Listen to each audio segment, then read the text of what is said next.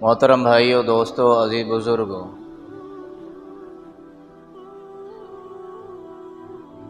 ہمارے پاس جو کچھ بھی ہے وہ سب کا سب اللہ کا دیا ہوا ہے۔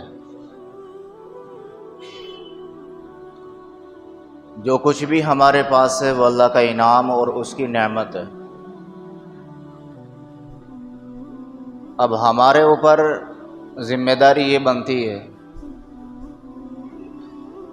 کہ جو بھی کچھ اللہ نے ہمیں عطا فرمایا ہے اس کی قدر کرنی چاہیے، اور قدر اس وقت سمجھی جاتی ہے کہ اس چیز کو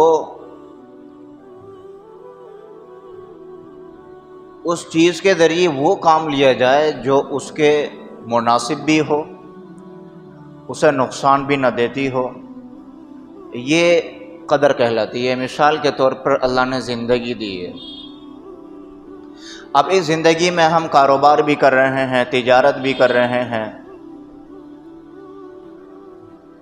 لیکن تجارت اور کاروبار کے ساتھ ساتھ اللہ نے ہمیں اس بات کا بھی پابند بنایا ہے کہ جو شریعت، جو مذہب تمہیں عطا کیا جا رہا ہے، زندگی اس شریعت اور مذہب کے مطابق گزرنی چاہیے۔ یہ قدر کرنا شریعت کی زبان میں کہلاتا ہے۔ لیکن اگر ایسا ہوا کہ ہم نے کاروبار خوب کیا، تجارت خوب چمکائی، دکان خوب چمکائی، کارخانے اور فیکٹریاں بنا ڈالیں، لیکن ہماری زندگی سے عبادت بہت دور ہے کہ نمازوں کے ہم قریب نہیں جاتے، اور دوسرے جو احکامات اللہ تبارک و تعالیٰ نے ہمارے اوپر ضروری قرار دیے ہیں، ان احکامات سے ہماری زندگی کوسوں دور چلی گئی ہے، تو اب یہ ناقدری کہلاتی ہے۔ جو زندگی اللہ نے ہمیں دی ہے، اس زندگی کی یہ ناقدری کہلاتی ہے کہ اللہ نے زندگی دی ہے، جوانی دی ہے، صحت اور تندرستی دی ہے، تو اب یہ بندہ اس کی ناقدری کر رہا ہے۔ اسی کے ساتھ ساتھ اللہ تبارک و تعالیٰ نے ہمیں جس ملک میں پیدا کیا ہے، یہ ملک بھی ہمارے لیے اللہ کا انعام ہے۔ یہ ملک بھی اللہ کی ہمارے لیے ایک بڑی نعمت ہے۔ ہم اس ملک کے اندر خود پیدا نہیں ہوئے ہیں۔ ایسا نہیں ہے کہ جس کی مرضی چاہی وہ بھارت میں پیدا ہو گیا اور جس کی مرضی چاہی وہ امریکہ میں پیدا ہو گیا، جس کی مرضی چاہی وہ دوسرے ملک میں پیدا ہو گیا۔ ایسا نہیں ہے، بلکہ یہ قانون اللہ کا ہے، یہ ضابطہ اللہ کا ہے۔ جس ملک میں پیدا کیا ہے، جس گھر میں پیدا کیا ہے، انسان یہاں مجبور ہو جاتا ہے، وہاں رہنا ہی پڑے گا۔ بعض دفعہ ایسے بھی ہوتے ہیں کہ کچھ لوگ ملک چھوڑ کر دوسرے ملکوں میں زندگی گزارنے چلے جاتے ہیں، اپنی فیملی کو لے جاتے ہیں، اپنے کاروبار کو ادھر شفٹ کر لیتے ہیں۔ یہ تو انسان کے اختیار میں ہے، لیکن پیدا ہونا یہ انسان کے اختیار میں نہیں ہے۔ اسی کے ساتھ ساتھ اللہ نے ہمیں ایمان کی دولت عطا فرمائی ہے، اسلام کی دولت عطا فرمائی ہے، قرآن اور نبی صلی اللہ علیہ وسلم کی تعلیمات کی دولت عطا فرمائی ہے۔ یہ وہ دولت ہے، یہ وہ سرمایہ ہے کہ اس دولت اور اس سرمایہ کا دنیا کی کوئی بھی دولت مقابلہ نہیں کر سکتی۔ تو اب ہمارے سامنے زندگی گزارنے کے اعتبار سے دو راستے ہیں، ایک ملک کے اعتبار سے، ایک شریعت کے اعتبار سے۔ ایک ملک کا قانون ہے اور ایک شریعت کا قانون ہے، اور یہی چیز آپ نے بعض دفعہ ٹی وی ڈیبیٹ کے اندر سنی ہوگی۔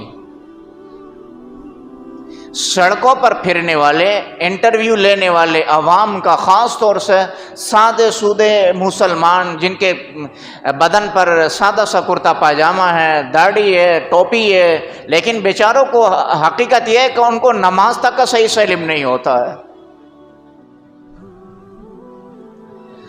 اور موجودہ حکومت کے جو چیلے چپاٹے ہوتے ہیں، جو ان کے پالے ہوئے پلے ہوتے ہیں، وہ ادھر ادھر پھرتے رہتے ہیں، پکڑ کے پوچھتے ہیں کہ تمہارے لیے تمہاری شریعت پہلے ہے یا دیش کا قانون پہلے ہے. یہ آپ نے سنا ہوگا. یہ سوال بڑے دھڑلے سے وہ داغتے ہیں کہ بتائیے، ایک طرف آپ کی شریعت ہے، ایک طرف دیش کا سمویدھان ہے، تو آپ کس کو فالو کریں گے، کس کو مانیں گے آپ؟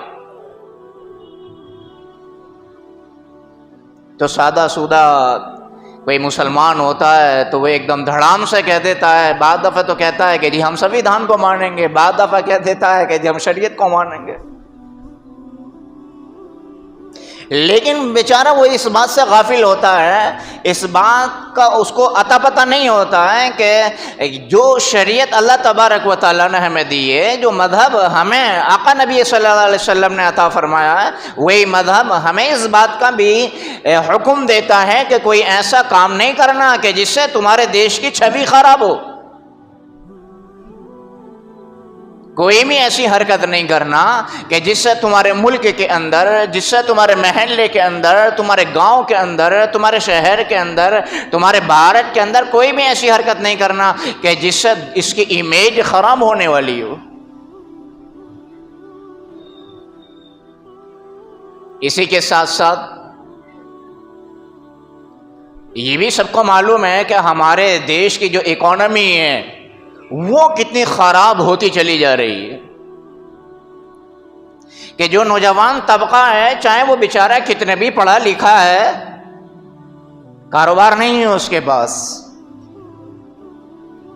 چاہے اس کے ابا نے، اس کے خاندان نے اس کو ہائی لیول کی پڑھائی پڑھانے کے لیے، اوپر پہنچانے کے لیے، چاہے بیچاروں نے اپنے گھر کے سونا چاندی بیچا، چاہے زیور بیچے اور چاہے زمین بیچی، لیکن جب نمبر آتا ہے نوکری یا کاروبار کے میدان میں اترنے کا تو اسے دونوں ہاتھ اپنے خالی نظر آتے ہیں.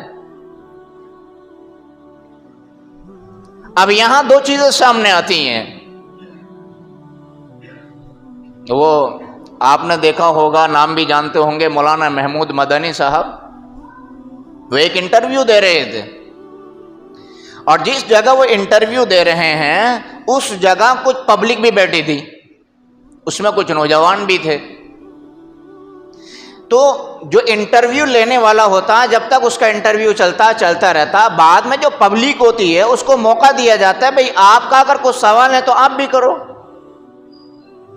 اس میں مسلم بھی ہوتے ہیں، غیر مسلم بھی ہوتے ہیں، مسلم بھی سوال کرتے ہیں، غیر مسلم بھی سوال کرتے ہیں.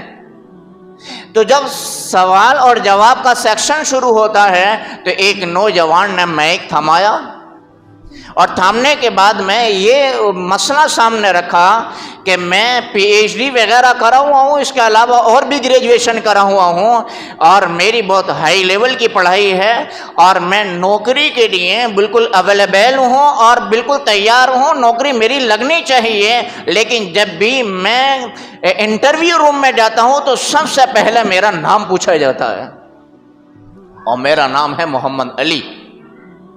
کیا نام ہے؟ میرا نام ہے محمد علی. تو جب میرا نام محمد علی سامنے آتا ہے تو وہیں مجھے نوکری سے ریجیکٹ کر دیا جاتا ہے. یہ اس نوجوان نے بات کہی ہے. مولانا محمود مدنی صاحب سے یہ سوال کیا کہ اب ہم کریں تو کریں کیا؟ تو اب مولانا کیا کر سکتے ہیں؟ مولانا نے کہا کہ بھئی یہ بات تو اپنی سرکار گورنمنٹ کے سامنے رکھو. تو موجودہ سرکار کے سامنے یہ کوئی ایشو نہیں ہے کہ جو نوجوان پکوڑے بیچو، پکوڑیاں بیچو، ادھر ادھر ٹھیلیاں لگاؤ، ریڑیاں لگاؤ، کھیتوں میں جا کے اپنے پھاوڑے چلاؤ، کدائی چلاؤ، مزدوری کے لیے جو ہے منڈی میں جا کے کھڑے ہو جاؤ. اس سے کوئی سروکار نہیں ہے. اور ایسا نہیں ہے کہ نوجوان صرف مسلم ہی بے روزگار ہے، غیر مسلم نوجوانوں سے بھی زیادہ بے روزگار ہے. اس کی وجہ کیا ہے؟ اس کی وجہ یہ ہے کہ 20-25% مسلمان ہیں اور 80-85% جو ہے غیر مسلم ہے. تو موجودہ گورنمنٹ کے سامنے یہ کوئی مدعا نہیں ہے. اسی کے ساتھ ساتھ ہمارے ملک کا ایک بہت بڑا مدعا ہے مہنگائی. اسی کے ساتھ ساتھ ہمارے ملک کے اور بہت سارے مدعے ہیں. ان تمام مدعوں سے گورنمنٹ آنکھیں موند لیتی ہے اور اس کے علاوہ کوئی نہ کوئی ایسا مسئلہ کھڑا کر دیتی ہے کہ جو عوام ہوتی ہے, جو پبلک ہوتی ہے, ان چیزوں پر پبلک کی نگاہ نہ ٹکے جا کر کے. اب ایک چیز اور بتا دوں میں آپ کو, ہمارا مسلمان تو بڑا سیدھا سادہ ہوتا ہے. وہ راشن کارڈ لیتا ہے, صبح کو کنٹرول روم پر جا کر کھڑا ہو جاتا ہے لائن میں. 1 کلو چاول مل گئے, چینی مل گئی, گیہوں مل گئے, آٹا مل گیا, ریفائنڈ مل گیا, تیل مل گیا, گھی مل گیا اور دوسرے غلے دالیں وغیرہ مل گئے, اور بڑی خوشی خوشی کودتا گھر آتا ہے اور آ کے آرام سے مستی کے ساتھ بیٹھ جاتا ہے. یہ مسلمانوں کا بھی حال ہے, غیر مسلمانوں کا بھی حال ہے. جب کوئی بھی گورنمنٹ عوام کو روزگار دینے میں ناکام ہو جاتی ہے تو پھر پبلک کو اسی چیز میں پھنساتی ہے. اب میں آپ کو اس کی مثال دیتا ہوں. سپوز کیجیے میرے آپ کے 2 بھائی ہیں. ایک بھائی ہائی لیول پر ہے, یعنی مالدار ہے, مالی حالات بہت اچھی ہے, اور ایک بھائی بیچارہ غریب ہے, جیسے تیسے کر کے زندگی گزار رہا ہے. تو اب ایک بھائی سے تو کوئی مطلب ہی نہیں ہے بھائی, وہ اس کی اچھی خاصی زندگی گزر رہی ہے, وہ تو دوسروں کے بھی پیٹ پال دے گا, دوسروں کے بھی چولہے جلا دے گا, دوسروں کے یہاں بھی بجلی جو ہے لا کر کے اس کا انتظام کر دے گا. دوسرا والا جو بھائی ہے کہ جس کو بیچارے کو زندگی کے لالے پڑے ہوئے ہیں, لینے کے دینے پڑ رہے ہیں. اب اس کے لیے آپ کے پاس 2 آپشن ہیں. ایک آپشن یہ ہے کہ آپ اپنی جیب سے وائلیٹ نکالیں, پیسے نکالیں, کسی راشن والے سے کہیں کہ جی میرے اس بھائی کے گھر میں آپ راشن پہنچا دینا, اور اس کو پتہ نہیں چلنا چاہیے کہ تیرے گھر پہ یہ جو انتظام کیا تیرے بھائی نے کیا ہے. اب میں آپ سے اگر پوچھوں کہ بھئی یہ کام کرنا کیسا ہے, تو آپ بھی بڑی خوشی سے کہو گے یہ مفتی صاحب یہ تو بڑا پنیہ کام ہے, بڑا ثواب کا کام ہے اور بڑا نیکی کا کام ہے. ظاہر سی بات ہے آپ بھی سوچ رہے ہوگے کہ اچھا کام ہے یہ تو. لیکن ہم ایک قدم آگے نہیں بڑھتے. اس سے بھی اچھا ایک کام اور ہے, وہاں ہماری نگاہ نہیں جاتی. اس سے بھی اچھا اور کیا کام ہے, جہاں ہم ہر مہینے 3, 4 یا 5 ہزار روپے کا اس کا راشن بھر رہے ہیں, وہیں ہم 15-20 ہزار روپے لگا کے یا 40-50 ہزار روپے لگا کے اسے روزگار دیں. تو بتاؤ بھائی کون سا کام اچھا ہے, روزگار دینا اچھا ہے یا اس کے گھر میں راشن بھرنا اچھا ہے؟ یہ اور بتا دو آپ. اس کے گھر میں راشن بھرنا, اس کے گھر میں راشن کا انتظام کرنا, اسے روزگار نہ دینا, یہ تو اسے اور اپاہج بنانا ہے. یہ تو اسے اور کہتے ہیں نا ہم اپنی زبان میں کہ حرام خور ہو گیا, کمانا نہیں چاہتا اور کاہل ہو گیا ہے اور کام کرنا نہیں چاہتا. یہ تو ہم اس کو اور زیادہ بزدل بنا رہے ہیں اور زیادہ بیکار بنا رہے ہیں. آج کی گورنمنٹ مسلمانوں کے ساتھ بھی اور غیر مسلموں کے ساتھ بھی یہی کر رہی ہے. اب پبلک ہے بیچاری سیدھی سادی, اسے کیا مطلب بھائی, اسے تو چاہیے. اب کیا ہو رہا ہے اس کے علاوہ, اب آپ کو معلوم ہوگا 2 آوازیں بہت اٹھ رہی ہیں ہمارے ملک ہندوستان کے اندر, اور اتنی گرمی کے ساتھ اٹھ رہی ہیں, اتنی گرمی کے ساتھ اٹھ رہی ہیں کہ اتنی گرمی آسمان والی نہیں ہو رہی جتنی گرمی اس چیز کی ہو رہی ہے. ایک آواز کیا اٹھ رہی ہے, یونیفارم سول کوڈ, یا اسی کو شارٹ کٹ میں کہہ رہے ہیں UCC, اس کو شارٹ کٹ میں کہہ رہے ہیں یکساں قانون ہونا چاہیے سب کے لیے. یہ آواز اٹھائی جا رہی ہے. لیکن جب ہم اس کو 2 طریقے سے دیکھتے ہیں, ایک شریعت کے اعتبار سے دیکھتے ہیں اور دوسرا ہمارے ملک کا جو قانون ہے, جو سنویدھان ہے, جب اس کے اعتبار سے ہم دیکھتے ہیں تو یہ جو یکساں سول کوڈ ہے یہ شریعت کے بھی خلاف جاتا ہے, اور جو ملک کا قانون ہے یہ اس کے بھی خلاف جاتا ہے.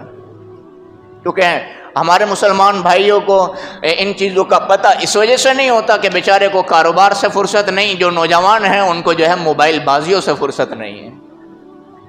گیموں سے فرصت نہیں ہے، پبجیوں سے فرصت نہیں ہے، فری فائر سے فرصت نہیں ہے، ادھر ادھر دوستوں کے ساتھ موٹر سائیکلوں پر گھومنا، کہیں وہاں جانا کہیں وہاں جانا، ان چیزوں سے فرصت ملے تب تو بات کریں نا دیش کے تعلق سے، یا دیش کے ان چیزوں کے بارے میں تب تو جانکاری رکھیں جب ان چیزوں سے ہمارے نوجوان کو، ہمارے مسلمان بھائیوں کو جو ہے فرصت مل جائے۔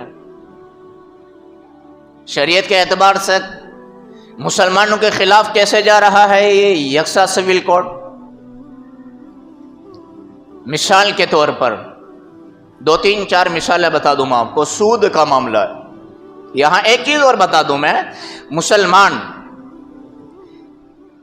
جو بھی اللہ کو ماننے والا ہے، جو بھی رسول کو اپنا نبی تسلیم کرنے والا ہے، وہ شریعت کے دائرے میں جکڑا ہوا ہے، اپنی مرضی سے وہ چل نہیں سکتا، اپنی مرضی سے وہ کھا نہیں سکتا۔ ایسا نہیں ہے کہ جب چاہا کیلا کھا لیا اور جب چاہا کوئی حرام ایسی چیز کھا لی جس کو اللہ نے حرام کیا وہ کھا لی، ایسا نہیں ہے کہ حلال ہی چیز کھانی ہے، حلال ہی کاروبار کرنا ہے۔ اب مثال جیسے کہ سود کا معاملہ ہے، اور اتنا جکڑا ہوا ہے کہ بظاہر مسلمان تکلیف تو برداشت کر سکتا ہے، نقصان تو برداشت کر سکتا ہے، لیکن قرآن اور نبی کی تعلیم کے خلاف نہیں جا سکتا۔ سود کا معاملہ ہے، بہت سارے مسلمانوں کے لاکھوں کروڑوں اربوں خربوں پیسہ بینک میں پڑا ہے، اس پر انٹرسٹ لگتا ہے۔ اب شریعت کا ضابطہ کیا ہے کہ سود لینا بھی حرام ہے، سود دینا بھی حرام ہے، سود کے اوپر گواہ بننا بھی حرام ہے، سود کا ذمہ دار بننا بھی حرام ہے، یہ سارے ایک ہی کیٹیگری میں آتے ہیں۔ اب مسلمان دو طرف دیکھتا ہے کہ ملک کا جو ہمارا آئین ہے، جو ملک کے اعتبار سے تو کوئی جرم نہیں ہے کہ پولیس نہیں پکڑے گی آپ کو کہ تم نے انٹرسٹ کیوں لے لیا۔ اب دوسری طرف شریعت کا مسئلہ ہے، شریعت کہتی ہے کہ اگر تم نے سود کا لین دین کیا تو اللہ سے جنگ کرنا ہے، رسول سے جنگ کرنا ہے۔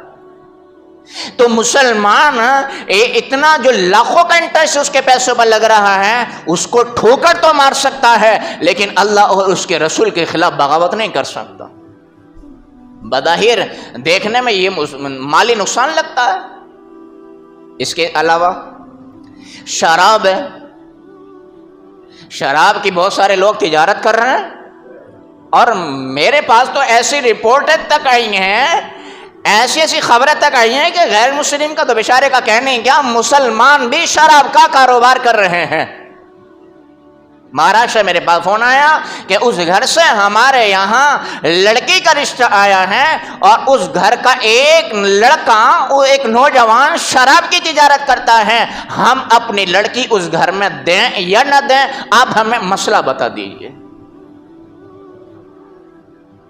تو تجارت شراب کی اگر کی جائے تو بڑا نفع ہے، لیکن شریعت نے شراب کو جس طریقے سے پینا حرام قرار دیا ہے، اسی طریقے سے شراب کی خرید و فروخت اور شراب کی تجارت کرنا بھی حرام قرار دیا ہے۔ مسلمان کو اجازت نہیں ہے کہ یہ نہیں ہے کہ چلو میں پی تھوڑی رہا ہوں تجارت کر لیں، کہ نہیں، شریعت کی طرف سے اجازت نہیں ہے، کوئی اجازت نہیں ہے۔ اس کے علاوہ جوا تو ایک ایسی چیز ہے کہ جو ملک کا جو آئین ہے اس کے بھی خلاف جاتا ہے۔ آپ دیکھ لیں کتنے جواری پکڑے جاتے ہیں، کتنے چھاپے مارے جاتے ہیں، اور یہ بیچارے غریب ہوتے ہیں اس لیے پکڑے جاتے ہیں۔ اور اگر ہفتہ واری یہ نکالتے رہتے، مہینہ واری نکالتے رہتے تو چھاپا بھی نہیں پڑتا۔ سمجھ رہے ہو نہیں بھائی میری بات؟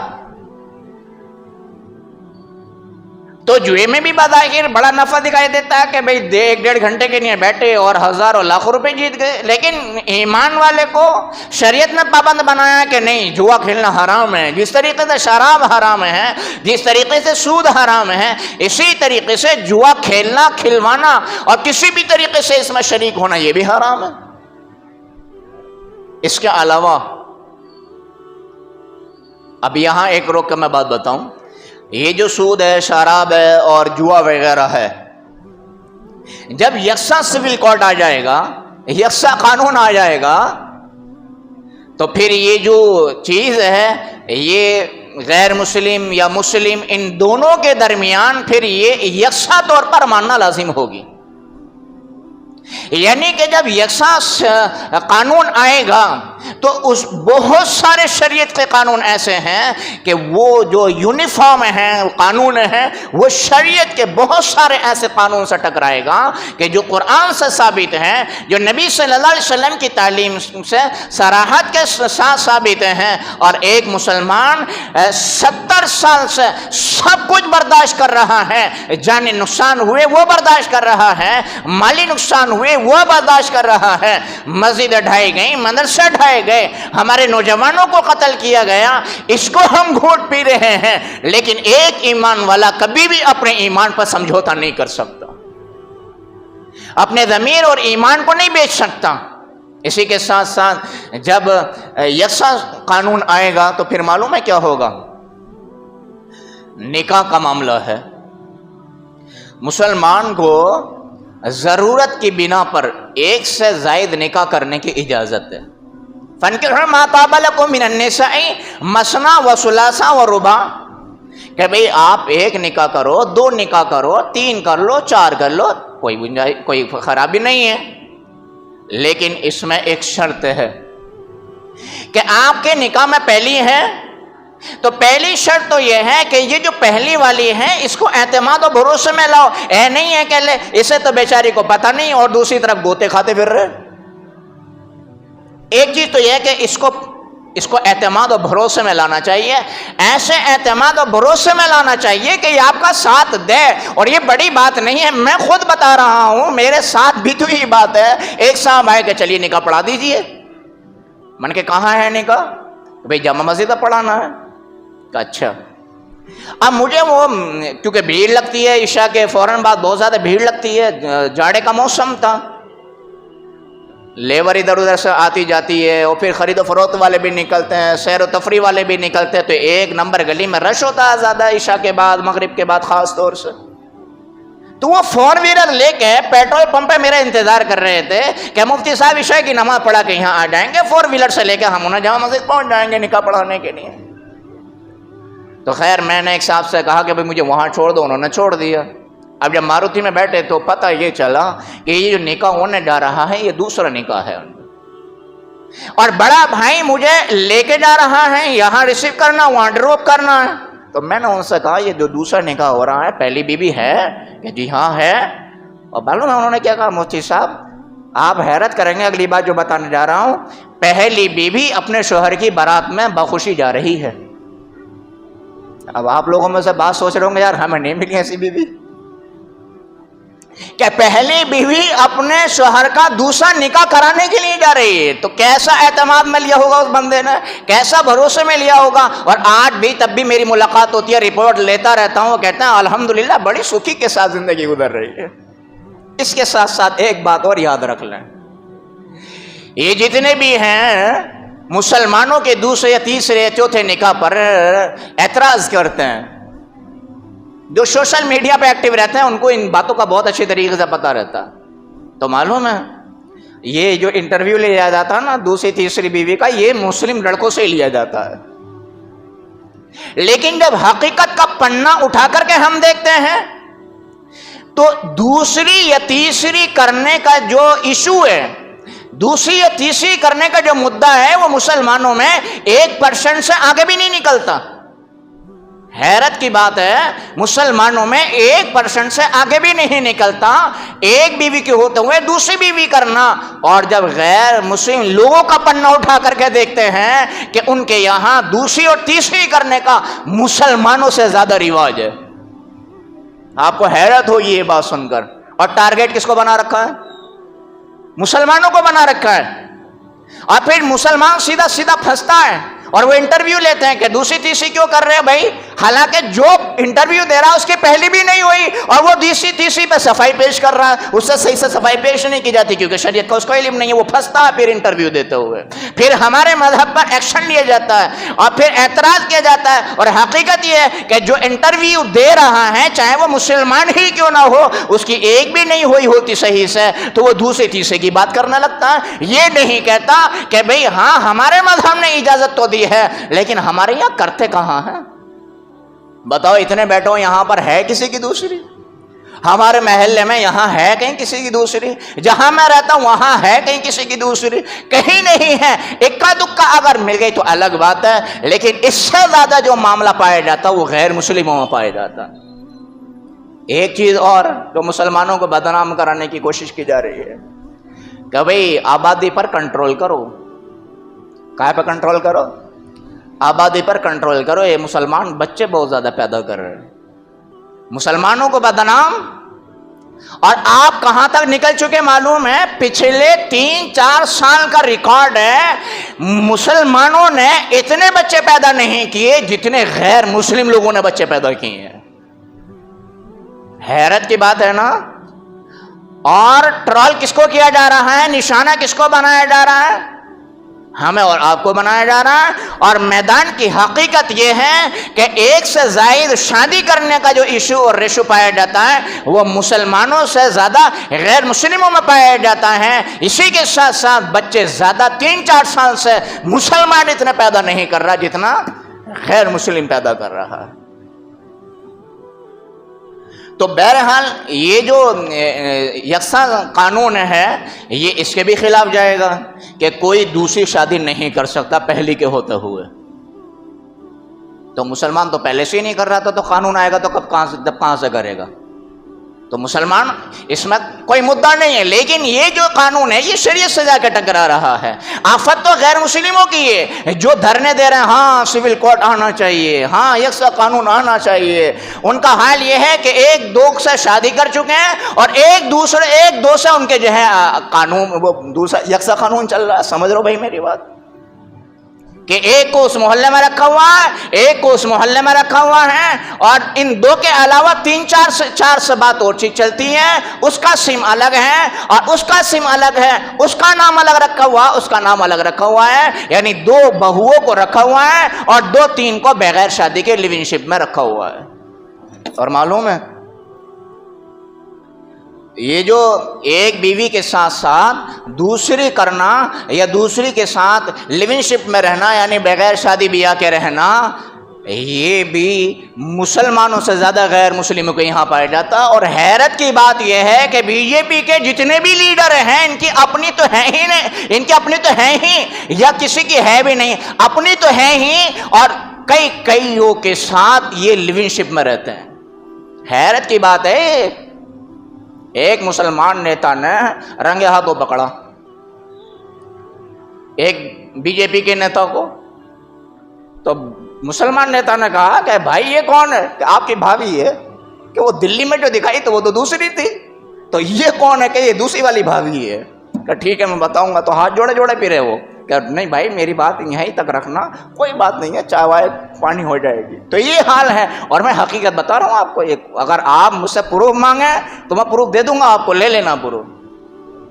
ایک چیز یہ. دوسری چیز اس میں جو آئے گی، ہمارے مذہب اور شریعت میں طلاق کا قانون ہے کہ بھئی نکاح کے بعد میں اگر شوہر بیوی شوہر ان کے مزاج نہیں مل رہے، اور بڑوں نے بھی کوشش کر لی، چھوٹوں نے بھی کوشش کر لی، کسی حد تک اب ممکن ہی نہیں ہے. اب لڑکی بھی اس کے ساتھ رہنے کو راضی نہیں ہے، لڑکا بھی اس کے ساتھ رہنے کو راضی نہیں ہے، اور اب نوبت اب یہاں تک آ گئی کہ اگر ان کو رہنے پر مجبور کیا گیا تو ان میں سے اپنے آپ کو کوئی جو ہے ختم کر لے گا، مار لے گا. تو اب ہمارے مذہب اسلام نے یہ ضابطہ بنایا ہے کہ بھئی ایک دوسرے کو مارو مت، ایک دوسرے اپنے آپ کو مارو مت. اب ایسا کر لو طلاق کے ذریعے جو ہے علیحدگی اختیار کر لو.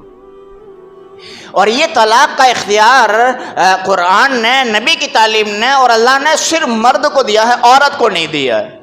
لیکن یہ جو یکساں سول کوڈ آئے گا نا، یکساں قانون آئے گا، اس میں طلاق کا مالک عورت کو بھی بنایا جائے گا. اس میں طلاق کا مالک کس کو بنایا جائے گا؟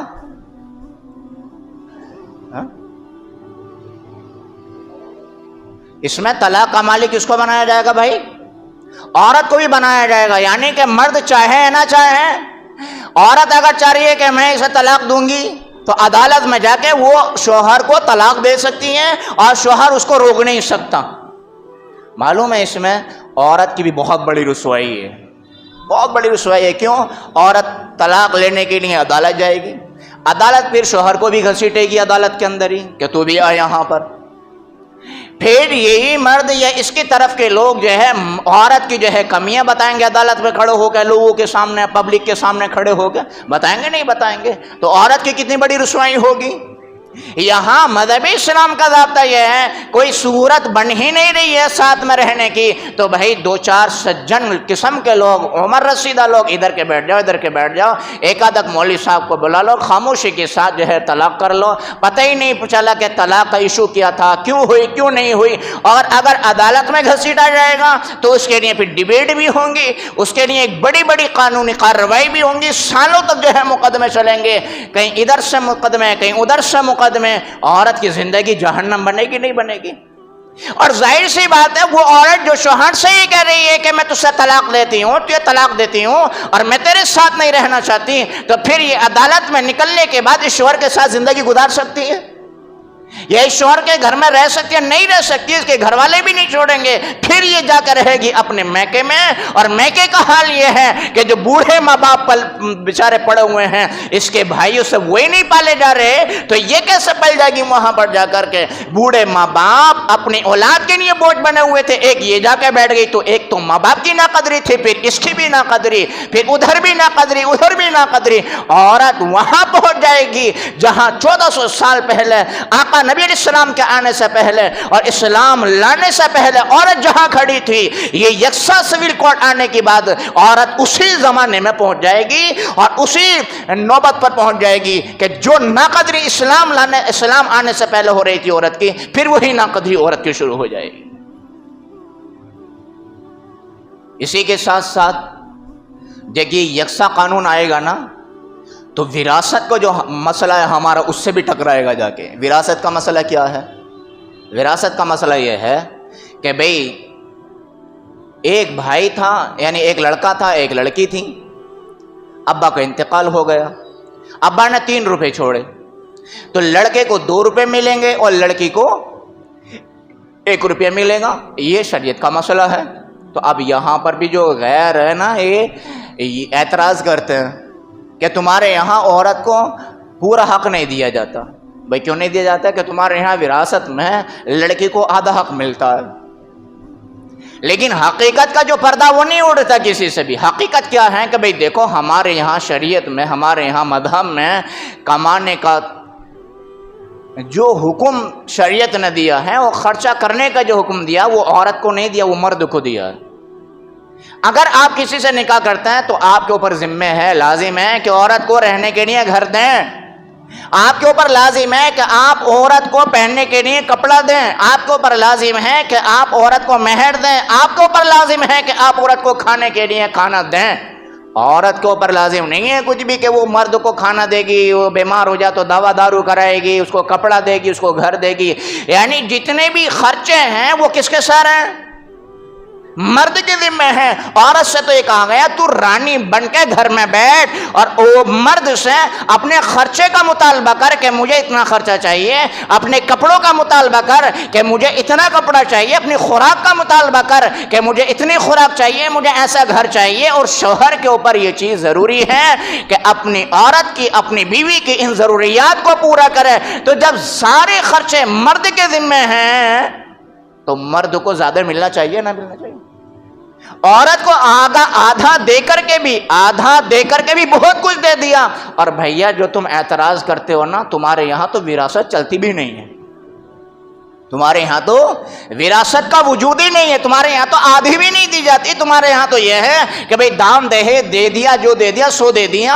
اب آپ کا باپ کی پراپرٹی میں کوئی حق نہیں بنتا، مکان میں کوئی حق نہیں بنتا، روپیے پیسے میں کوئی حق نہیں بنتا۔ ہمارا مذہب ہمیں سکھاتا ہے کہ دان دہیج میں چاہے پوری دنیا اٹھا کر کے دے دو، کل کو اگر آپ کے باپ کا انتقال ہوتا ہے، اگر 3 روپیے چھوڑے ہیں، ایک آپ کی بہن ہے، 2 روپیے تو آپ کے بنتے ہیں، 1 روپیہ آپ کی بہن پہ جانا ہے، نہیں دیا تو جو روکنے والے ہیں وہ سخت گناہگار ہوں گے۔ آقا نبی علیہ السلام نے ارشاد فرمایا جو بہنوں کا اور بیٹیوں کا حق مارنے والے ہوتے ہیں، اللہ ان کو کل قیامت کے دن جنت سے حصہ نکال دے گا، یعنی جنت سے محروم کر دے گا، جو بیٹیوں کا اور بہنوں کا حق مارتے ہیں۔ لیکن جب یکساں قانون آئے گا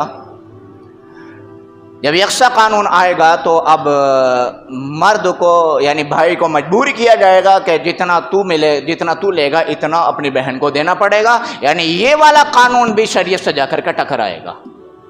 تو شریعت کے اعتبار سے بھی یہ مسلمانوں کے خلاف جا رہا۔ اب قانونی اعتبار سے سن لیجئے، جو ہمارے دیش کا سنویدھان جب ہمارا ملک بنا، جب آزاد ہوا، آزاد ہونے کے 2-3 سال کے بعد میں قانون بنائے گئے، تو جو قانون بنے آرٹیکل 25 کے تحت یہ قانون بھی لکھا گیا کہ ہر مذہب والے کو، ہر کمیونٹی والے کو اور ہر سماج والے کو اپنے اپنے مذہب اور اپنے اپنے سماج کے مطابق زندگی گزارنے کا اختیار ہے، کوئی اسے مجبور نہیں کر سکتا۔ کہ جو ہمارے دیش کا سنویدھان ہے یہ اس کے بھی خلاف جا رہا ہے۔ اسی کے ساتھ ساتھ جب دیش کا قانون بنا تھا تو معلوم ہے کچھ قومیں تلواریں لے کے کھڑی ہو گئیں، کچھ لوگ ہیں، کچھ قومیں دیش کے اندر دنگا کرانے کے لیے کھڑی ہوئیں، فساد مچانے کے لیے کھڑی ہوئیں۔ ان سے جب گورنمنٹ نے بات کی بھئی آپ یہ فساد کیوں مچا رہے ہو، تو انہوں نے کہا کہ ہمیں ہمارے مذہب کے مطابق آزادی ملنی چاہیے، ہمیں ہمارے سماج کے مطابق زندگی گزارنے کی آزادی ملنی چاہیے، تب تو ہم سکون سے بیٹھیں گے۔ اگر ہمیں ہمارے قانون کے مطابق، ہمیں ہمارے سماج کے مطابق زندگی گزارنے کی اگر آزادی نہیں ملی تو نہ جیئیں گے اور نہ جینے دیں گے، دیش کے اندر آتنک مچا کر کے رکھ دیں گے۔ تو گورنمنٹ نے کہا تھا کہ جو تمہارے سماج کے قانون ہیں، جو تمہارا مذہب تمہیں اختیار دیتا ہے اس کے مطابق زندگی گزارو، کوئی تم سے چھیڑخانی نہیں کرے گا۔ لیکن جب یکساں قانون آئے گا تو جو اس وقت خاموشی کے ساتھ اپنے مذہب اور سماج کے مطابق زندگی گزارنے کے نام پر خاموشی کے ساتھ بیٹھے تھے، جب قانون آئے گا تو پھر وہ اپنے گھروں سے نکلیں گے اور پھر دیش کی آب و ہوا خراب ہوگی، جگہ جگہ دنگے ہوں گے، فوج سے مٹ بھیڑ ہوگی، کہیں مارے جائیں گے، کہیں زخمی ہوں گے۔ اور جہاں دنگے ہوتے ہیں، جہاں فساد ہوتے ہیں، کاروبار، دکانداری، مارکیٹنگ کہاں پہنچ جاتی ہے جی؟ سب سے زیادہ نقصان اسی چیز کو پہنچتا ہے، جو غریب ہیں اور زیادہ غریب ہو جاتا ہے، اور جو مالدار ہوتے ہیں ان کو اپنی دولت، اپنی دکان، اپنی تجارت بچانا مشکل ہو جاتا ہے۔ جب دنگے ہوتے ہیں تو لاکھوں کی اور کروڑوں کی مارکیٹنگ کی آگ لگا دی جاتی ہے، لاکھوں کروڑوں روپے کا نقصان ہوتا ہے۔ یہ عوام کا نقصان ہوتا ہے، ہمارا اور آپ کا نقصان ہوتا ہے، اور یہ مسلم کا بھی نقصان ہوتا ہے، غیر مسلم کا بھی نقصان ہوتا ہے۔ جو فسادی ہوتا ہے وہ یہ نہیں دیکھتا یہ عبدل کی دکان ہے یا شرما کی دکان ہے، وہ تو علم بغاوت بلند کر چکا ہے، جہاں موقع لگے گا اسے وہاں وہ آگ لگائے گا۔ تو یہ جو یکساں قانون کی بات کر رہے ہیں، حقیقت یہ ہے کہ جو بات کر رہے ہیں ان غریبوں کی بھی پتہ نہیں کہ ہم بات کیا کر رہے ہیں۔ حقیقت تو یہ ہے، انہیں بھی نہیں پتا۔ اس پہ میں ایک کہانی سناتا ہوں، سنا دوں بھائی، سنا دوں؟ وہ ایک راجا تھا، بادشاہ، اس کے یہاں ایک دھوبن لڈو لے کے آئی، لڈو بادشاہ کو کھلا دیے۔ بادشاہ نے کہا یہ لڈو کیسے ہیں؟ پہلے تو وزیر نے دیے تھے وہ، تو بادشاہ نے وزیر سے پوچھا کہ لڈو کیسے ہیں؟ تو اس نے کہا کہ مجھے نہیں پتا جی، مجھے تو اس نے دیے دھوبی نے جو ہمارے یہاں کپڑے دھوتا ہے۔ بولا اچھا، تو وزیر نے دھوبی سے پوچھا۔ میں شارٹ کٹ میں بتا رہا ہوں، بیچ میں کئی واسطے تھے، پوچھتے پوچھتے جو ہے دھوبی تک بات پہنچی کہ بھئی تو نے جو اس دن لڈو کھلائے تھے وہ لڈو کیسے تھے؟ تو دھوبی نے کہا کہ جی وہ لڈو جو تھے وہ ایسا ہوا کہ ہمارے یہاں چنو پیدا ہوا۔ کیا پیدا ہوا؟ چنو پیدا ہوا، چنو۔ اب وہ سوچنے لگے کہ یار اس کی بیوی کے لڑکا پیدا ہوا ہوگا۔ اب جیسے اس نے چنو نام لیا، دوسرے دن کو اس کی بیوی بھی آ گئی کام کاج کرنی ہے، تو لوگ کہنے لگے، عورتیں کہنے لگی تیرے تو لڑکا پیدا ہوا تھا، چنو پیدا ہوا تھا، تو چنن کہاں سے نکل کے آ گئی اتنی جلدی؟ ابھی آرام کرتی تو ذرا تھکی ہو رہی ہوتی ہے اور بدن بہت ٹوٹ جاتا ہے، کھان پین صحیح سے کرتی تو اتنی جلدی کیسے آ گئی؟ اور ہمیں تو لگتا نہیں تیرے چنو پیدا ہوا۔ یعنی لڈو دھوبی کے گھر سے نکلے، اس کے ہاتھ میں پہنچے، اس کے ہاتھ میں پہنچے، اس کے ہاتھ میں پہنچے، پہنچتے پہنچتے بادشاہ کے ہاتھ میں پہنچے، اور کسی کو یہی نہیں پتا کہ لڈو ہے کیسے۔ جب پتا چلا تو یہ پتا چلا کہ چنو پیدا ہوا ہے۔ چنو ہے کون یہ تو بتا دو۔ کہ جی وہ ہمارے یہاں گدھی پلتی ہے۔ کیا پلتی ہے؟ گدھی پلتی ہے، اس کے گدھا پیدا ہوا ہے، اس کا نام ہم نے چنو رکھا ہے۔ سب ماتھا پکڑ کے رہ گئے کہ خدا تیرا بھلا کرے، بتانا چاہیے تھا نا کہ گدھی کے بیٹا پیدا ہوا ہے، اس کی خوشی میں لڈو کھلائے جا رہے ہیں۔ ایسے ہی یہ مسئلہ ہے کہ پتہ نہیں کہ یکساں قانون ہے کیا، بس چنو پیدا ہوا ہے، لڈو کھائے جاؤ، موج لیے جاؤ۔ اور ایک اور بات بتا دوں آخر میں، موجودہ گورنمنٹ جو ہے اس کے سامنے بے روزگاری کوئی مدعا نہیں ہے۔ بے روزگاری کی طرف سے اسی طریقے سے دیش ہمارا تنزلی کی طرف جا رہا ہے، گراوٹ کی طرف جا رہا ہے، مقروض ہو رہا ہے۔ جتنی بھی پولیٹکس پارٹی ہیں، سب سے پہلا مدعا ان کا سیاست چمکانا ہوتا ہے۔ سب سے پہلا مدعا ان کا سیاست چمکانا ہوتا ہے۔ سیاست چمکنی چاہیے، چاہے کسی دلت کے پیر دھونے کیوں نہ پڑ جائے۔ سمجھ رہے ہو بھائی میری بات؟ چاہے کسی کے اوپر رومال ڈالنے کیوں نہ پڑ جائے، چاہے ہاتھ جوڑنے کیوں نہ پڑ جائیں، اور چاہے کہیں کوئی مر کیوں نہ جائے، چاہے کوئی کہیں قتل کیوں نہ ہو جائے، انسانیت ان کے سامنے مدعا نہیں ہے۔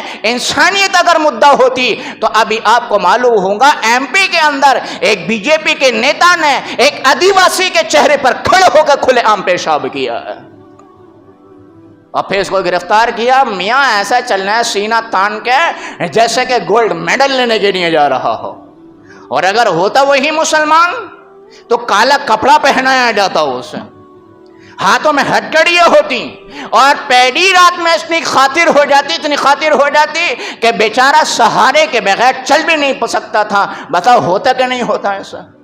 تو جتنی بھی پولیٹکس پارٹیاں ہیں، ان کا سب سے پہلا مدعا جو ہوتا ہے وہ سیاست اور اپنی پولیٹکسنگ جو ہے یہ چمکانا ہوتا ہے۔ انسانیت چاہے بھاڑ میں جائے، کاروبار چمکے نہ چمکے، ان کی تو المانیاں بھری ہوئی ہیں کرنسیوں سے، اور جہاں چاہے وہ ڈیرے ڈال سکتے ہیں۔ اس لیے میرے بھائیوں، یہ جو یکساں قانون ہے یہ ملک کے سنویدھان کے بھی خلاف ہے، یہ مسلمانوں کی شریعت کے بھی خلاف ہے، اور جو ہندو ہیں جو امن و شانتی کے ساتھ رہنا چاہتے ہیں، اپنے مذہب کے مطابق زندگی گزارنا چاہتے ہیں، ان کے مذہب کے بھی خلاف ہے، لیکن بیچاروں کو معلوم نہیں ہے تو وہ دیکھ ہم داغ آواز لگانا شروع کر دیتے ہیں۔ اس لیے ہم ذہنی طور پر یہ اپنے آپ کو اور فزیکلی طور پر بھی یہ تیار رکھیں کہ ہم سب کچھ کر سکتے ہیں، لیکن اپنے ایمان اور شریعت سے سودا نہیں کر سکتے۔